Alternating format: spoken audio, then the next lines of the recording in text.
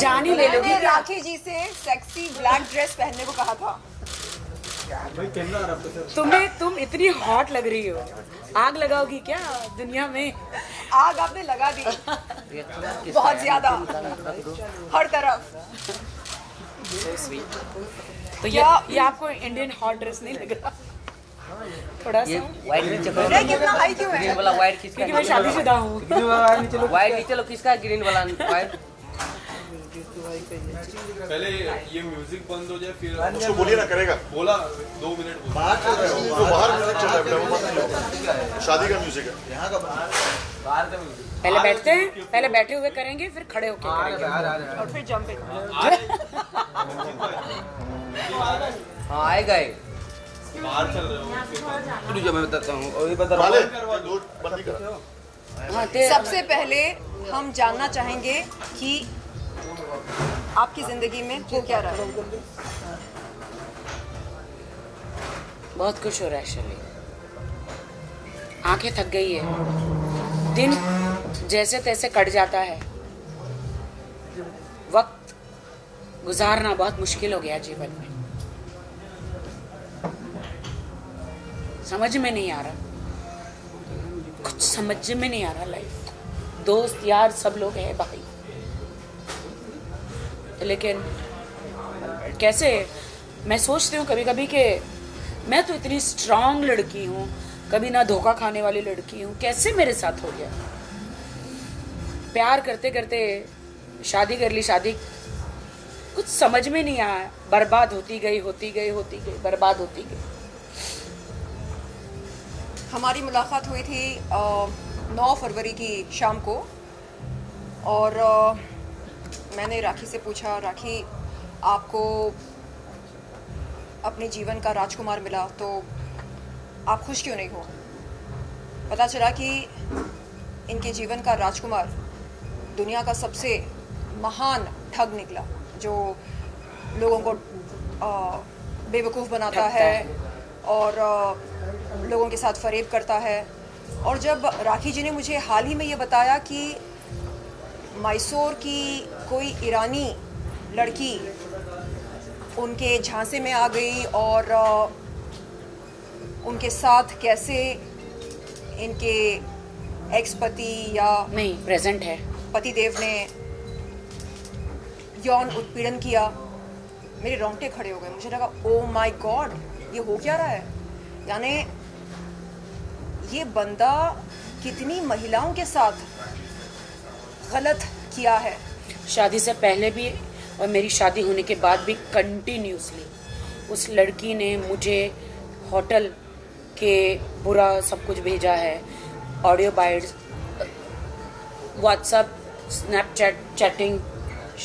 इनके शेल्टर में है वो अभी, शैली जी जो हैं मैसूर से हैं, तो इन्होंने उनको पनाह दी है, शैली ने उनको सपोर्ट कर रही है रहने के लिए। धमकियां मिल रही थी। I run an NGO in Mysore. So this girl came up to me and said that ma'am, I don't know what to do. थोड़ा म्यूजिक बंद करवाइए ना। ये जो है आप जानते हैं कि किससे वो मदद मांगे, मर्दों से मदद मांगने का मतलब आप जानते हैं कि एक औरत के लिए क्या रहता है। क्योंकि मैं उसको पहले से जानती थी, मैं राखी को भी जानती हूँ, मुझे पता था राखी के साथ क्या हो रहा है, तो उसके साथ क्या हो रहा होगा ये मुझे काफ़ी अंदाज़ा था। तो जब वो आई तो मैंने इस पर काफ़ी विचार किया, मैंने राखी से भी डिस्कस किया कि कैसे इसको हमें क्या करना चाहिए इस लड़की को, क्योंकि तू तो आवाज़ उठा सकती है, इसका क्या करेंगे। ये भी उसकी बहुत ज़्यादा मतलब 5 सालों से ये लड़की के साथ जो है वो सब चल रहा था, जो राखी के साथ 7 महीने से चल रहा था। तो उसके बाद जब वो आई तो मैंने वहाँ से कार्रवाई की और जो है पुलिस ने और सब ने हमें सपोर्ट किया और जो है धारा 376 के तहत उसके ऊपर मुकदमा जो है दर्ज किया गया है। और मैसूर पुलिस इस वक्त हमारे साथ यहाँ आई हुई है, जो कस्टडी लेने के लिए जो है इंतज़ार में है कि कोर्ट कल क्या ऑर्डर देता है, उसके बेसिस पे जो है आगे की प्रोसीडिंग हमारी तरफ से। आज से 4 महीने पहले इस लड़की ने मुझे कॉल किया था मैसूर से, चीख चीख के रो रही है कि मुझे आदिल मार डालेगा, मुझे बचा लो। राखी मैम, अंग्रेज रहता ना सेंटेंस, ईरानी एक्सेंट में, सोचे कौन है भाई ये राखी। मैंने उसको पूरा रिकॉर्डिंग रखा है, अभी भी रखा है, आपको भेजा मैंने। इस लड़की मुझे राखी मैम मुझे बचा लो, ये आपके साथ धोखा कर रहा है।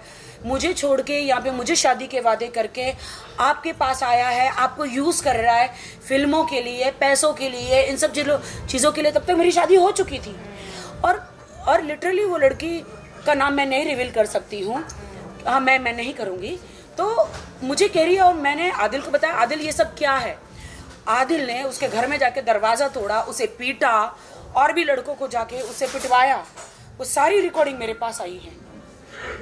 वो लड़की ने सारी पीटते हुए, दरवाज़ा तोड़ते हुए सारी रिकॉर्डिंग मेरे पास आई है। वो सारे लड़की मुझसे मदद मांग रही, मैं मदद नहीं कर पा रही हूँ। आदिल ने मुझे बोला कि नहीं, वो मुझे ब्लैकमेल कर रही है, ये कर रही है, तुम मेरी बीवी हो, बीवी की तरह रहो, तुमने इस्लाम कबूल किया है तो तुम हमें एक बंद कमरे में ही सब कुछ चुपचाप रहना चाहिए। मैंने कहा मैं इस्लाम कबूल की हूँ तो क्या हुआ, आप ऐसा किसी लड़की के साथ कर रहे हो तो मैं ये नहीं बर्दाश्त कर सकती। नहीं, आई विल सेटल। देखो मुझसे पैसे मांग रही है, देखो मुझसे ये कर रही है कि मेरी फीस भर दो, ये कर दो। बाद में वो लड़की ने मुझे बताया कि इसने मुझे फंसा के अपने वीज़ा पे लाया, घर पे रखा, मुझे मारता है, और वो सारी 376 की धाराएं जो है लगी है वो सब करता है। मैम मुझे बचा लो। अब मैं जानू नहीं, मैं सोची कि क्या हो रहा है। इन्होंने मुझे उससे ब्लॉक करवा दिया, उसको भी बोल के मुझे ब्लॉक करवा दिया कि देखो उसके साथ में ऐसे वैसी सारी वीडियोस पिक्चर होगी तो एक बीवी को डेफिनेटली पसंद नहीं आएगी। तो उसने मुझे कसम खाई है कि वो मुझे छुड़वाना चाहती है, इसीलिए वो तुमको ब्लैकमेल कर रही है, मुझे ब्लैकमेल कर रही है, तुम इनकी बातों में मत आओ। तो तब मैंने शैली वो इंटरेस्ट नहीं लिया, लेकिन फिर भी मैंने उस वक्त उनको माफ़ कर दिया। फिर मैंने कहा चलो जाने दो आप। मुझे कहा कि उसकी माँ को कैंसर है, मैं उसको भेज दे रहा हूँ ईरान, और मुझे उस वक्त कहा गया कि ईरान भेज दिया। लेकिन बाद में फिर भी मुझे पता चला इन्होंने उनको जेवर खरीद के दिए, ऑडियो है मेरे पास, बिल्स हैं, इन्होंने उनको फीस भरी, मेरे ही पैसों से फीस भरी, केक भेज रहे, उनकी कैट्स को खाना तो चलो चल जाता है, उतना तो चल जाता है, उनके पास कैट्स इन्होंने दिए। मतलब पूरा खर्चा जो चला रहे थे सारे मेरे पैसों से पूरा खर्चा चला रहे थे। और एक दिन इन्होंने मुझे बिल दिया कि देखिए वो मैंने उसको इतना सारा पैसा दिया, सॉरी जान मैंने आपके पैसों में से खर्चा किया, मैंने उसको दिया। मैंने बोले आप मेरे पैसे खर्च कर रहे और आप उस लड़की के, मैं आपकी बीवी हूँ, बीवी के होते हुए आप उसको क्यों कर रहे हैं? नहीं वो स्टूडेंट है ना तो मैं उसको हेल्प कर रहा हूँ। लेकिन असली हकीकत शर्लिन मुझे अभी सब पता चला जब धारा 376 लगी तो वो लड़की चिक चिक के रोई। ये कब हुआ? जब मैंने मेरी शादी अनाउंस करी। उन्होंने, वो कभी नहीं चाहते थे कि मेरी शादी अनाउंस हो, इसलिए मुझे दबा के रखा था कि मेरी शादी अनाउंस ना हो ताकि ये सारी लड़कियां बाहर आ जाएगी। इवन बहुत सारी लड़कियां बाहर आई है, उनकी मंगेतर भी आई है जो अभी फ़िलहाल उन्होंने एंगेजमेंट तोड़ी है। अभी तक उनकी मंगेतर थी, पहले उनकी शादी हो गई थी, जो मुझे सुनने में आया था, जो मुझे डॉक्यूमेंट्स मिले हैं। तो मैं दुनिया को ये बताना चाहती हूँ कि आपको लगता है कि राखी सावंत बॉलीवुड में मैं बहुत ही बोल्ड बिंदास हूँ। बिल्कुल, हमें ऐसा लगता है कि हम बोल्ड हैं और हम शेरनी हैं, हमारे साथ कोई कुछ गलत नहीं कर सकता है। लेकिन वाहिद भाई आप देख रहे हैं कि हम जैसे लड़कियों के साथ यदि यौन उत्पीड़न, यौन शोषण मानसिक रूप से, शारीरिक रूप से, आर्थिक रूप से हो सकता है, तो आम लड़कियों के साथ क्या कुछ नहीं होता होगा इस दुनिया में। आदिल ने मुझे इतना ब्लैकमेल किया कि आप मुझे सलमान से मिलाओ, शाहरुख से मिलाओ, कार्तिक आर्यन से मिलाओ, मुझे फिल्म फेयर में ले जाओ, मुझे यहाँ ले जाओ।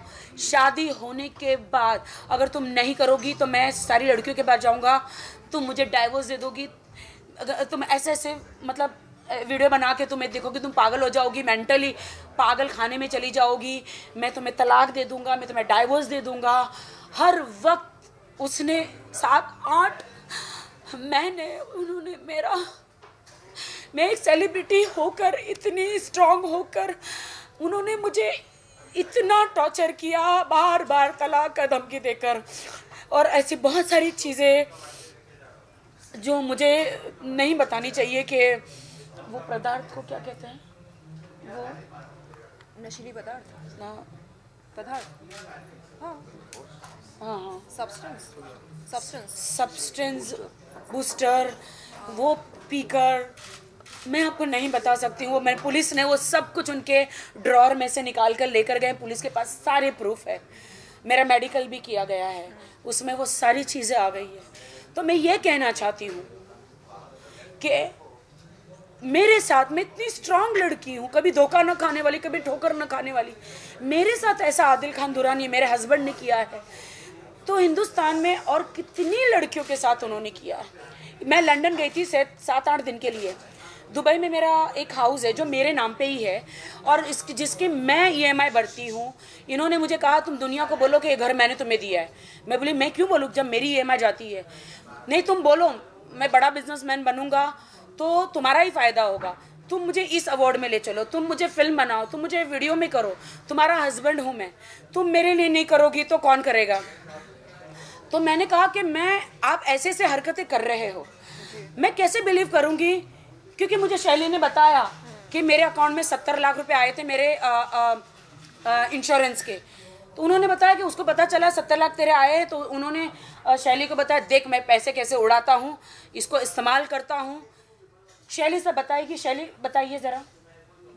एक्चुअली मैं और राखी एक एग्रीमेंट कर रहे थे जहाँ पर इनकी पहली बार मुलाकात हुई। उसी दिन राखी को मैंने कुछ पैसे ट्रांसफ़र किए थे अपने अकाउंट से, तो वो अकाउंट में इसके क्रेडिट हुए या नहीं, बीच में आदिल बैठा था तो इसने उसको पास करते हुए दिया कि वो पैसे क्रेडिट हुए कि नहीं, जहाँ इसका बैलेंस इसको दिखाई दे गया, जो बैलेंस 70 लाख रुपीज़ था। आने के बाद उसने ये डिस्कशन मेरे साथ किया कि देखो मैं कार के बिज़नेस में उससे कैसे इन्वेस्ट करवाता हूँ, मैं ये करता हूँ, मैं वो करता हूँ। तो मैंने उसको समझाया कि मैंने कहा ये सब ठीक नहीं है आदिल, जो तुम्हारे दिमाग में प्लानिंग चल रही है ये सब ठीक नहीं है। उसने बोला नहीं आप भी आ जाओ। मैंने कहा मेरे को कोई इंटरेस्ट नहीं है। और फिर मैंने राखी को ये सब बताने की कोशिश की कि उसका प्लान क्या है, उसके दिमाग में क्या चल रहा है। तो उसने राखी को जो है मुझे ब्लॉक करवा दिया। उसने बोला कि ये नहीं चाहती है कि हम दोनों एक साथ रहें, एक साथ मिलें या हमारा कोई आपस में संबंध बने, तो आप उस औरत को पहले ब्लॉक कर दीजिए। तो उन्होंने जो है मुझे ब्लॉक किया। मैंने और भी कई बार कोशिश की, बाद में भी राखी को बताने की इंटेंशन क्या है और उसका क्या इरादे हैं इस सब को लेके, लेकिन जब भी मेरी कभी उनसे किसी बारे में बात होने की कोई भी मैं ट्राई करती तो उसने हमेशा राखी को बोला मुझे ब्लॉक कर दो। ब्लॉक ठीक बोल रही हूँ राखी। इनफैक्ट हमारा कुछ वो एक्चुअली मैसूर से जो भी मुझे कॉल आता है वो सबको ब्लॉक करने के लिए बोलते हैं ब्लॉक, और जो भी लड़की का मुझे कॉल आता है वो सब बोलते हैं कि नहीं वो मुझे ब्लैकमेल कर रही है राखी, वो तुमको मुझसे जुदा